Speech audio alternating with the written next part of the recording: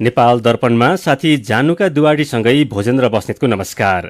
नेपाल दर्पण उज्यालो radio network काठमाडौँमा 90 मेगाहर्जसँगै देशभरि विभिन्न एफएम स्टेशनबाट तथा मोबाइल एप्लिकेशन र अनलाइनबाट संसारभर एकसाथ प्रसारण भइरहेको छ। नेपाल दर्पण सुरु गरौं मुख्य खबरका शीर्षकहरूबाट। मंसिर 2 देखि 6 गतेसम्म एमालेको महाधिवेशन गर्ने ओली पक्षीय केन्द्रीय कमिटिको निर्णय। महासचिव बाहेकको पदाधिकारी खारेज। नेपाल पक्षीय केन्द्रीय कमिटिको बैठक चल्दै। नेपाली कांग्रेस र जनता समाजवादी पार्टीबीच सत्ता समीकरणबारे छलफल। एमाले बाहेकका दल मिलेर सरकार बनाउन कांग्रेस समक्ष जसपाको प्रस्ताव। देशका केही पालिकामा कोरोना विरुद्धको खोप अभाव। खरिद गरेको खोप समेत नआउँदा खोप अभियान नै प्रभावित। जब विश्व बजारमा खोपकै उपलब्धता छैन, हामीले किनेर पनि पाउन सक्ने अवस्था छैन भने हामीले केही समय वेट गर्नुपर्छ। यदि खोपै हामीसँग हुँदैन भने त किने त खोप हो। अक्सफोर्ड एस्ट्राजेनेकाको खोप कार्यान्वयन कार्यक्रम नरोक्न विश्व स्वास्थ्य संगठनको आग्रह। खोपले नभई अरू कारणले रगत जमेको हुन सक्ने भनाई। र नेपालले खेल्ने विश्वकप छनौटका बाँकी खेल कुवेतमा हुने। उज्यालो रेडियो नेटवर्कबाट प्रसारण भइरहेको नेपाल दर्पणमा अब सुनौं पूरा खबर। प्रधानमन्त्री तथा नेकपा एमालेका अध्यक्ष केपी शर्मा ओली पक्षीय केन्द्रीय कमिटिको बैठकले 10औं महाधिवेशनको मिति तोकेको छ। प्रधानमन्त्री निवास बालुवाटारमा बसेको केन्द्रीय कमिटिले 10औं महाधिवेशन मंसिर 2 देखि 6 गतेसम्म गर्ने निर्णय गरेको नेता टोप बहादुर राय माझीले जानकारी दिनुभयो। बैठकमा माधव कुमार नेपाल पक्ष भने सहभागी थिएनन्। यसैबीच बैठकले महासचिव बाहेकको पदाधिकारी पनि खारेज गरेर केन्द्रीय कमिटिलाई महाधिवेशन आयोजक कमिटिमा रूपान्तरण गरेको छ। एमालेको पदाधिकारीमा अध्यक्ष केपी शर्मा ओली, उपाध्यक्षहरू वामदेव गौतम, विद्यादेवी भण्डारी, भीम रावल, अष्टलक्ष्मी साक्य र युवराज गेवाली हुनुहुन्थ्यो। भण्डारी राष्ट्रपति हुनुहुन्छ भने अरू उपाध्यक्षहरू माधव कुमार नेपाल पक्षका रहेका छन्। महासचिवमा ईश्वर पोखरेल निर्वाचित हुनुभएको थियो भने उपमहासचिवमा घनश्याम भुषाल र विष्णुप्रसाद पौडेल रहनु भएको थियो। भुषाल नेपाल पक्षमा हुनुहुन्छ भने पौडेल ओलीको पक्षमा हुनुहुन्छ। सचिवमा प्रदीप गेवाली, भीम आचार्य, योगेश भट्टराई, गोकर्ण विष्ट र पृथ्वी सुब्बा गुरुङ रहनु भएको थियो। एमालेको पदाधिकारीमा माधव कुमार नेपाल पक्षको बहुमत रहेको थियो। यस्तै ओली पक्षका सदस्यहरू उपस्थित केन्द्रीय कमिटिको बैठकले प्रदेशका इन्चार्ज पनि हेरफेर गरेको छ। सर्वोच्च अदालतको आदेश अनुसार साबिकको अवस्थामा फर्किएको एमाले प्रदेश 1 को इन्चार्जमा भीम आचार्यलाई हटाएर सुभाष चन्द्र नेमवाङ, बागमती प्रदेशको इन्चार्जमा अष्टलक्ष्मी साक्यलाई हटाएर रामबहादुर थापा बादल, कर्णाली प्रदेशको इन्चार्जमा युवराज गेवालीलाई हटाएर यमलाल कणेल र सुदूरपश्चिम प्रदेशको इन्चार्जमा भीम रावललाई हटाएर लेखराज भट्टलाई जिम्मेवारी दिएको छ। प्रदेश 2 का सत्यनारायण मण्डल, गण्डकीका पृथ्वी सुब्बा गुरुङ र लुम्बिनीका शंकर पोखरेल यथावत हुनुहुन्छ। उहाँहरू ओली पक्षका हुनुहुन्छ। यस्तै विदेश विभाग प्रमुखमा माधव कुमार नेपाललाई हटाएर राजन भट्टराईलाई तोकेको छ। यसैबीच नेकपा एमालेका वरिष्ठ नेता द्वय झलनाथ खनाल र माधव कुमार नेपाल समूहको स्थायी कमिटिको आकस्मिक बैठक अहिले चलिरहेको छ। बैठकमा झलनाथ खनाल, वामदेव गौतम लगायतका नेताहरू पनि सहभागी हुनुभएको नेकपाको सचिवालयले जनाएको छ। अध्यक्ष केपी शर्मा ओलीले आज महासचिव बाहेकका पदाधिकारी हटाउने आफ्ना समूहका नेताहरूको जिम्मेवारी खोज्ने र एकतर्फी रूपमा गरेको महाधिवेशनको मिति घोषणापछि खनाल नेपाल समूहले आकस्मिक स्थायी कमिटी बैठक बोलाएको हो। नेपाली कांग्रेस र जनता समाजवादी पार्टी जसपा नेपालका नेताहरूबीच सत्ता सहकार्यका विषयमा छलफल भएको छ। नेपाली कांग्रेस र जसपाका शीर्ष नेताहरूबीच देउवा निवास बुढा नीलकण्ठमा भएको भेटघाटमा सहकार्यको विषयमा छलफल भएको हो। छलफल भए पनि निष्कर्ष भने ननिस्किएको नेताहरूले बताएका छन्। छलफलमा नेपाली कांग्रेसका प्रवक्ता विश्वप्रकाश शर्माले जसपाले प्रमुख प्रतिपक्षी दल नेपाली कांग्रेसले अग्रसरता लिनुपर्ने बताउनुभयो। उहाँले बैठकमा कांग्रेस, माओवादी र जसपाको गठबन्धन बनाउनु उचित हुने धारणा आएको जानकारी दिनुभयो। ठोस रूपमा यो कुरामा नै हामी टुङ्गोमा पुगेका छौं भनेर भनिहाल्ने बेला भएको छैन। तर संसदको पुनर्स्थापना पछाडि अबको राष्ट्रिय राजनीतिले हिँड्ने बाटोको सन्दर्भमा, खास गरी प्रमुख प्रतिपक्षी दलले विशेष अग्रसरता लिनुपर्छ भन्ने कुराको सन्दर्भमा उहाँहरूले अपेक्षा पनि राख्नुभयो र सँगैमा राष्ट्रिय राजनीतिले एउटा निकास लिनुपर्ने र त्यो निकासतर्फ अगाडि बढ्दै गर्दाखेरि Nepali Congress party, Nepal communist party, माओवादी र जनता समाजवादी पार्टी यी दलहरू एक ठाउँ उभिने परिस्थिति विकास हुनु उचित हुन्छ भन्ने धारणा उहाँहरूबाट आयो। यस्तै छलफलका क्रममा जसपाका नेताहरूले जेलमा रहेका आफ्ना नेता कार्यकर्ताको रिहाई तथा मुद्दा फिर्ता, नागरिकताको समस्या समाधान लगायतका आफ्ना एजेन्डाहरू प्रस्तुत गरेको जसपा नेपालका अध्यक्ष महन्त ठाकुरले बताउनुभयो। हाम्रो एजेन्डा जुन छ त्यो अब हाम्रा साथीहरू जुन जेलमा छन् तिनीहरू छोड्नुपर्छ, राजबन्दीहरूलाई नागरिकताको प्रब्लम समाधान हुनुपर्छ, त्यसपछि मुद्दा फिर्ता हुनुपर्छ। यो कुरा हामीले भन्यौँ। अब उहाँहरूले सबै मिलेर जाउँ। अब ठिक छ, अरू ठाउँमा हामी चाहिँ तपाईँहरूको कुरा सुन्न आएको हो, हाम्रो भनाइ थियो, तपाईँहरू के भन्नुहुन्छ? कांग्रेससँगको छलफल अघि बसेको जनता समाजवादी पार्टी जसपाको संसदीय दलको बैठकले सरकारको नेतृत्व गर्ने गरी दावेदारी प्रस्तुत गर्ने बारे छलफल गरेको छ। जसपाले सत्ता समीकरणको विषयमा सबै राजनीतिक दलहरूसँग छलफल तथा परामर्श गरिरहेको छ। यस्तै संसदीय दलको विधान स्वीकृत भइसकेपछि मात्रै संसदीय दलको नेता चयन हुने जसपा नेपालका नेता राजकिशोर यादवले जानकारी दिनुभयो। नेकपा माओवादी केन्द्रका अध्यक्ष पुष्पकमल दाहाल प्रचण्डले आफूमाथि घेराबन्दी गर्ने षड्यन्त्र भइरहेको बताउनु भएको छ। बुटवलमा राष्ट्रिय दलित पत्रकार संघको पहिलो महाधिवेशनको उद्घाटन समारोहमा अध्यक्ष प्रचण्डले प्राप्त परिवर्तनलाई उल्टाउनका लागि परिवर्तनका लागि संघर्ष गर्ने नेताहरूको बदनाम गर्ने र घेराबन्दी गर्ने काम भइरहेको दावी गर्नुभयो। बारामुदी समझदारी र शान्ति सम्झौताका हस्ताक्षरकर्ता गिरिजा प्रसाद कोइराला जीवित नरहेको भन्दै अहिले आफू जीवितै भएको र परिवर्तन उल्ट्याउन सबैभन्दा धेरै घेराबन्दी आफू माथि नै भइरहेको महसुस गरेको बताउनुभयो। राजनीतिमा धेरै अस्वाभाविक घटनाहरू भइरहेको भन्दै उहाँले अझै के अस्वाभाविक घटना देख्नुपर्ने हो भन्ने चिन्ता रहेको बताउनुभयो। जन्माइसकेको बच्चालाई फेरि आमाको गर्भमा लगिदिने अनौठो र अस्वाभाविक परिघटना देख्नु परेको उहाँको भनाइ छ। तर पनि विद्रोह गर्ने वा हिंसामा जाने नभई शान्तिपूर्ण सङ्घर्ष गर्ने उहाँले स्पष्ट पार्नुभयो। काठमाडौँको बौद्धबाट 2.5 किलो युरेनियम सहित 4 जना पक्राउ परेका छन्। बहुमूल्य धातु युरेनियम सहित पक्राउ पर्नेहरूमा रामेछापको लिखु तामाकोशी गाउँपालिकाका नारायण सिंह तामाङ र जानुका तामाङ तथा रामेछापको बागजोर नगरपालिकाका प्रकाश चौहान र सिन्धुलीको सुनकोशी गाउँपालिकाका मनोज नेउपाने रहेका छन्। बौद्धबाट पक्राउ परेका उनीहरूलाई प्रहरीले आज सार्वजनिक गरेको हो।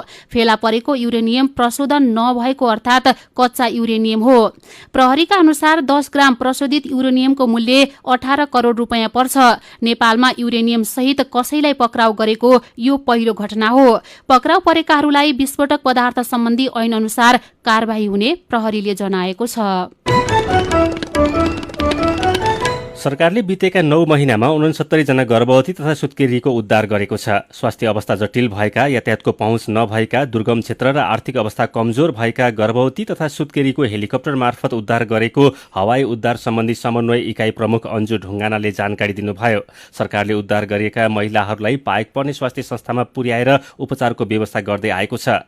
ज्यान जोखिममा परेका गर्भवती तथा सुत्केरी महिलाको लागि 2075 सालदेखि यो कार्यक्रम लागू भएको भए पनि उद्धारको काम भने 2076 साउन 1 गतेबाट सुरु भएको हो। राष्ट्रपति महिला उत्थान कार्यक्रम मार्फत अहिलेसम्म 182 जना गर्भवती तथा सुत्केरीले सेवा पाइसकेका छन्। पशुपतिनाथ मन्दिर बिहान 5 बजेदेखि बेलुकी 7 बजेसम्म खुला गर्न थालिएको छ। शिवरात्रिको अवसर पारेर हिजोदेखि पशुपति खुल्ला हुने समय बढाइएको पशुपति क्षेत्र विकास कोषका कार्यकारी निर्देशक डाक्टर घनश्याम खतिवड़ाले जानकारी दिनुभयो। यसअघि बिहान 5 देखि बेलुका 7 बजेसम्म खुला हुने पशुपतिनाथको मन्दिर कोरोना महामारीका कारण बन्द भएपछि खुलेपछि बिहान 6 बजेदेखि दिउँसो 2 बजेसम्म मन्दिर खुला गरिएको थियो। कोरोना संक्रमणले रोकिएको विशेष पूजा पनि कोषले फागुन 25 देखि सुरु गरेको छ। यसैबीच महाशिवरात्रिमा पशुपतिनाथ दर्शनमा आएका साधु सन्तलाई भोलि दक्षिणा सहित विदाई गरिने भएको छ। सीधा कुरा प्रष्ट विचार। यो हो उज्यालो रेडियो नेटवर्क काठमाडौँमा 90 मेगाहर्ज। नेपाल दर्पणमा कुराकानीसँगै खबरको सिलसिला बाँकी नै छ, सुन्दै गर्नुहोला। तपाईँ अहिले रेडियो, मोबाइल एप्लिकेशन र अनलाइनबाट प्रसारण भइरहेको उज्यालो रेडियो नेटवर्कको नेपाल दर्पण सुन्दै हुनुहुन्छ। यतिन्जेल हामीले मङ्सिर 2 देखि 6 गतेसम्म एमालेको महाधिवेशन गर्ने ओली पक्षीय केन्द्रीय कमिटिको निर्णय, महासचिव बाहेकको पदाधिकारी खारेज, नेपाल पक्षीय केन्द्रीय कमिटिको बैठक चल्दै नेपाली कांग्रेस र जनता समाजवादी पार्टीबीच सत्ता समीकरणबारे छलफल, सरकारद्वारा बितेका 9 महिनामा 69 जना गर्भवती तथा सुत्केरीको उद्धार लगायतका खबर प्रस्तुत गर्यौं। अब बाँकी प्रसंग। देशका विभिन्न ठाउँमा कोरोना विरुद्ध विरुद्धको खोप अभाव भएको छ। खोप अभाव हुँदा दोस्रो चरणको खोप अभियान नै प्रभावित हुन थालेको छ। सरकारले गएको 23 गतेदेखि 65 वर्षमाथिका ज्येष्ठ नागरिकलाई खोप दिइरहेको छ। यस चरणको अभियानमा सरकारले 65 वर्षमाथिका झण्डै 17 लाख ज्येष्ठ नागरिकलाई खोप दिने लक्ष्य राखेको थियो। तर अपेक्षा गरिए अनुसार खोप नआउँदा केही ठाउँमा खोप अभाव हुन थालेको छ। खोप अभियानमा ज्येष्ठ नागरिकको उपस्थिति उत्साहजनक भएकाले पनि खोप अभाव हुन थालेको हो। खरिद गरेको खोप पनि कहिले आउँछ भन्ने अन्यल रहेकाले लक्ष्य अनुसार ज्येष्ठ नागरिकलाई पनि खोप दिन चुनौती देखिएको छ। नेपालमा अहिलेसम्म भारतबाट अनुदानमा पाएको 10 लाख किनेको 10 लाख र कोभ्याक्स सुविधा मार्फत पाएको 3,48,000 डोज खोप प्राप्त भएको छ। नेपालमा अहिलेसम्म 13.5 लाख जनाले कोरोना विरुद्धको खोप लगाइसकेका छन्। उनीहरूलाई दोस्रो डोज पनि दिनुपर्छ। साथी दिपा तिमल सिन्हाले खोप शाखा प्रमुख डाक्टर झलक शर्मा गौतमलाई व्यवस्थापन गतिलो नहुँदा खोप वितरणमा समस्या आएको हो भनेर सोध्नु भएको छ। कुनै कुनै खोप केन्द्रमा खोपको अभाव भएको भनेर हामीलाई पनि सूचना प्राप्त भएको छ। सबै ठाउँमा अभाव भएको छैन। केही ठाउँमा अभाव भयो भन्ने सुनिएको छ र हामीसँग भएको खोपको उपलब्धताको कारण नै कुनै कुनै ठाउँमा खोप कमी भएको हो। कुन कुन ठाउँबाट चाहिँ खोप अभाव भयो भनेर गुनासो आएको छ यहाँहरू समक्ष? केही खोप केन्द्रहरूमा त्यस्तो आएको छ। अब सबै ठाउँमा होइन। खास गरी कर्णालीमा त्यस्तो अभाव छैन, लुम्बिनीमा अभाव छैन, गण्डकीमा केही कमी भयो भन्ने आएको छ। प्रदेश 2 मा र प्रदेश 1 मा केही पालिकाहरूमा समस्या आएको छ। 17 लाख ज्येष्ठ नागरिकलाई चाहिँ यो अभियान अन्तर्गत खोप दिने भनेर सुरु गरिएको थियो। खोप अभियान प्रभावित हुन्छ कि हुँदैन, कसरी व्यवस्थापन हुन सक्छ त? जस्तै भारतबाट बाँकी आउन 10 लाख पनि कहिले आउँछ भनेर टुङ्गिसकेको छैन। हामी त्यो छिटो ल्याउने प्रयासमा छौँ, वार्ता गरिराखेका छौँ, छलफलमा छौँ, सम्पर्कमै रहेका छौँ। अब त्यो खोप हामीलाई प्राप्त हुँदा बित्तिकै हामीले फेरि वितरण योजना बनाउने छौँ र जिल्लाहरूमा पठाउने छौँ। जहाँ जहाँ अभाव भयो भनेर गुनासो आएको छ त्यो ठाउँमा चाहिँ केन्द्रमा भएको खोप पठाउने तयारी छ। कोभ्याक्स मार्फत आएको खोपलाई पनि अहिले हामीले केही दिन आज भोलिमै हामीले प्रदेश र जिल्लाहरूमा कति पुग्छ हामी पठाउँछौँ। अहिले ज्येष्ठ नागरिकलाई खोप दिने भनेर सुरुवात गरेका थियौँ, त्यो चाहिँ अभियान पूरा हुने भयो कि नहुने भयो? जुन बेलासम्म हामीसँग खोप उपलब्ध हुन्छ, खोप हामीसँग रहन्छ, त्यो बेलासम्म हामी खोपलाई निरन्तरता दिन्छौँ। जब विश्व बजारमा खोपकै उपलब्धता छैन, हामीले किनेर पनि पाउन सक्ने अवस्था छैन भने हामीले केही समय वेट गर्नुपर्छ। यदि खोपै हामीसँग हुँदैन भने त दिने त खोप हो। त्यसकारणले हामीले योजना बनाउँदै पनि खोप उपलब्ध छैन भने त हामी दिन सक्दैनौँ नि। कहिलेकाहीँ यस्ता खालका व्यावहारिक समस्याहरू आउन सक्छन्। अब खोप कहिलेसम्म आउला भन्न सकिएला? हामी प्रयासमा छौँ, छिटो ल्याउने प्रयासमा छौँ। हामी कम्पनीसँग सम्पर्कमै रहेका छौँ र कम्पनीले पनि हामी छिटो उपलब्ध गराउँछौँ भनेर भनेको छ। 65 वर्ष माथिको ज्येष्ठ नागरिकलाई खोप लगाइसकेपछि 55 वर्ष माथिकालाई पनि खोप दिने भनेर तयारी थालेको थियो, सरकारले घोषणा गरेको थियो। यो खोप अभियान चाहिँ के हुन्छ? हामीले पहिले खोप प्राप्त गर्नु पर्यो। पहिलो प्राथमिकतामा हामीले स्वास्थ्य कर्मी लगायतका सेवा प्रदायकहरूलाई खोप दियौँ। अनि दोस्रो प्राथमिकतामा हाम्रो 55 वर्ष र त्योभन्दा माथि उमेर समूह हाम्रो दोस्रो प्राथमिकता थियो। हामीले खोप उपलब्ध भएको भएदेखि प्रशस्त खोप हामीले पाउन सकेको भएदेखि हामी 55 वर्षबाटै सुरु गर्ने थियौँ। हामीसँग खोपको उपलब्धता जम्मा 15 लाख खोप थियो हामीले सुरु गर्दा। त्यो 15 लाखमा हामी करिब 65 वर्षभन्दा माथिको उमेर समूह 18 लाख जति थियो। तैपनि हामीले त्यो खोपलाई सुरु गर्यौँ। हामीले खोप भण्डारणमा राखेनौँ, समुदायसम्म खोप पुर्यायौँ र अहिले दिइराखेका छौँ। हामीले अब खोप प्राप्त हुँदा बित्तिकै हामीले 55 वर्षभन्दा माथिको त्यो समूहमा हामी जानेछौँ र खोप क्रमशः प्राप्त हुँदै गर्छ। हामी क्रमशः हाम्रो प्राथमिकता अनुसार समय निर्धारण गरेर सार्वजनिक सूचना दिएर हामी समुदायसम्म जानेछौँ र निरन्तर यो खोप अभियानलाई सञ्चालन गरिरहनेछौँ। तोकिएको समयमा चाहिँ हुन्छ हुन्न भन्ने अन्यल रह्यो।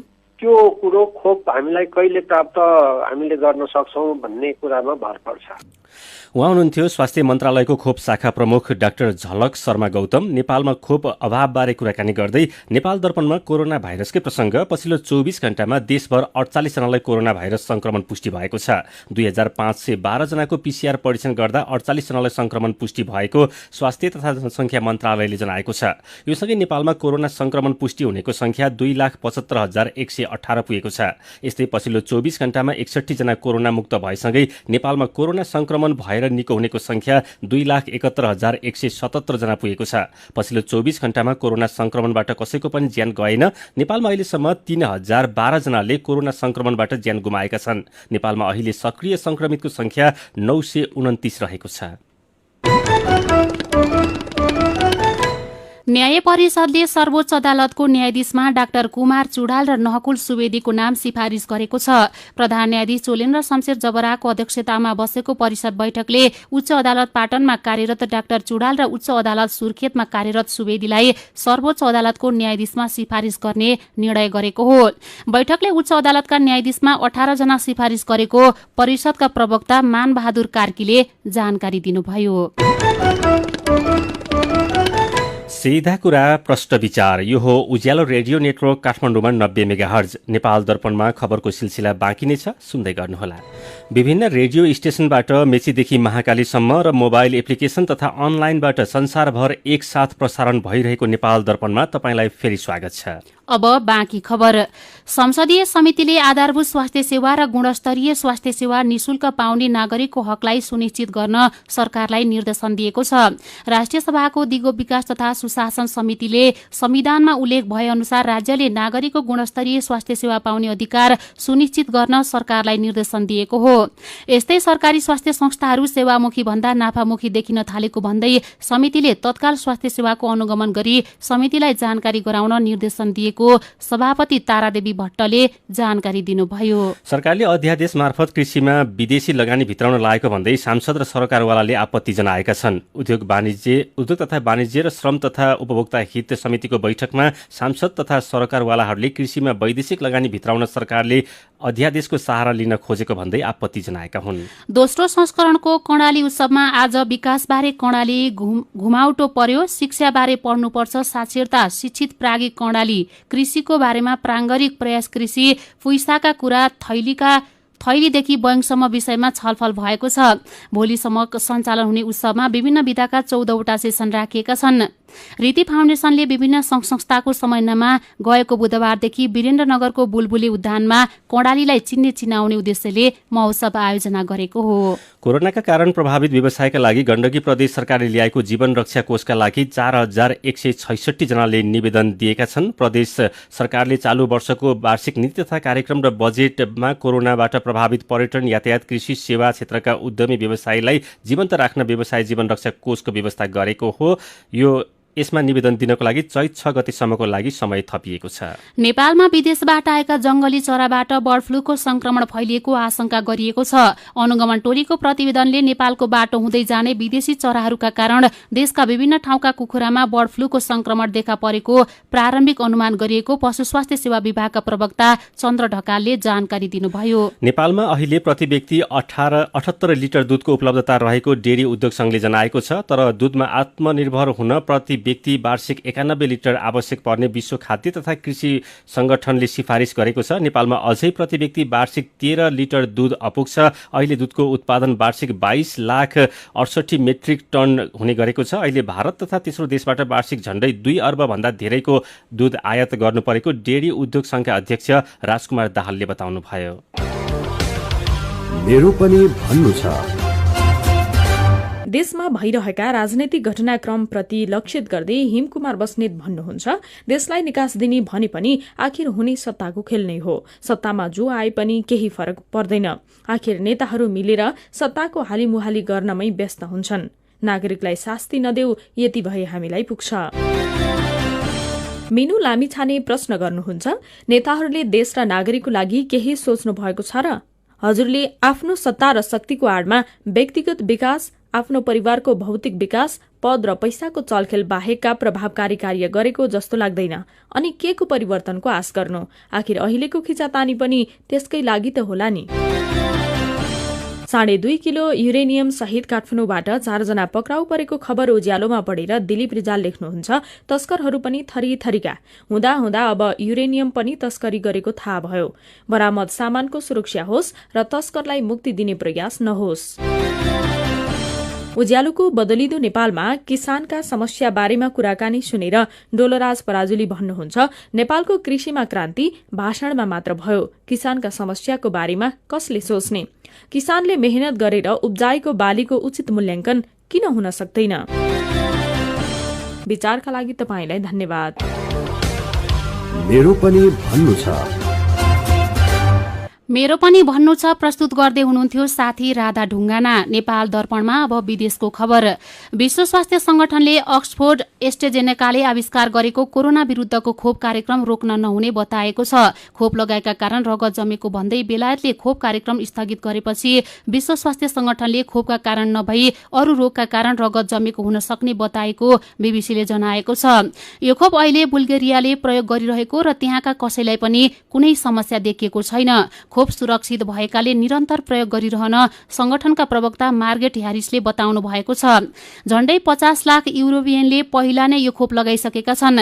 यस्तै युरोपियन संघको नियामक निकायले पनि अक्सफोर्ड एस्ट्राजेनेकाको कोरोना विरुद्धको खोप लगाउँदा रगतमा कुनै समस्या देखा नपर्ने दावी गरेको छ। यसअघि खोप लगाइसकेका मानिसको शरीरमा रहेका रगतको सानो समूहहरूमा केही असरहरू देखा परेको भनिएको थियो। डेनमार्क र नर्वे लगायतका देशहरूमा यो खोप लगाउन रोकिएसँगै खोपबारे प्रश्न उठेको थियो।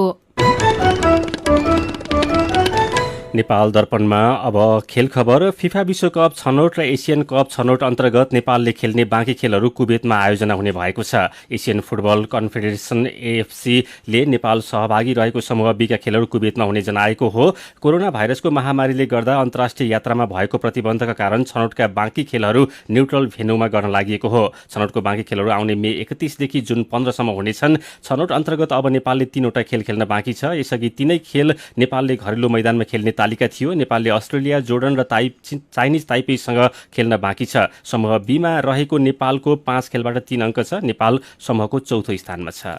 यस्तै इङ्ल्यान्डसँगको पहिलो टी20मा भारतले अहिले ब्याटिङ गरिरहेको छ। अहमदाबादमा टस हारेको भारतले ब्याटिङको निम्तो पाएको हो। ताजा अवस्थामा भारतले 4 विकेटको क्षतिमा 83 रन बनाएको छ। भारतका शिखर धवन 4, केएल राहुल 1 रनमा आउट भए भने कप्तान विराट कोहली 0मा आउट भए। भारत र इङ्ल्यान्डले 5 खेलको टी20 श्रृङ्खला खेल्न लागेका हुन्। खेल खबरसँगै उज्यालो रेडियो नेटवर्कबाट प्रसारण भइरहेको नेपाल दर्पणको समय सकिने लागेको छ। बिदा हुनु अघि आजका मुख्य खबरका शीर्षकहरू फेरि एकपटक। मङ्सिर 2 देखि 6 गतेसम्म एमालेको महाधिवेशन गर्ने ओली पक्षीय केन्द्रीय कमिटिको निर्णय। महासचिव बाहेकको पदाधिकारी खारेज। नेपाल पक्षीय केन्द्रीय कमिटिको बैठक चल्दै। नेपाली कांग्रेस र जनता समाजवादी पार्टी बीच सत्ता समीकरणबारे छलफल। एमाले बाहेकका दल मिलेर सरकार बनाउन कांग्रेस समक्ष जसपाको प्रस्ताव। देशका केही पालिकामा कोरोना विरुद्धको खोप अभाव। खरिद गरेको खोप समेत नआउँदा खोप अभियान नै प्रभावित। अक्सफोर्ड एस्ट्राजेनेकाको खोप कार्यक्रम नरोक्न विश्व स्वास्थ्य संगठनको आग्रह। खोपले नभई अरू कारणले रगत जमेको हुन सक्ने भनाई। र नेपालले खेल्ने विश्वकप छनौटका बाँकी खेल कुवेतमा हुने।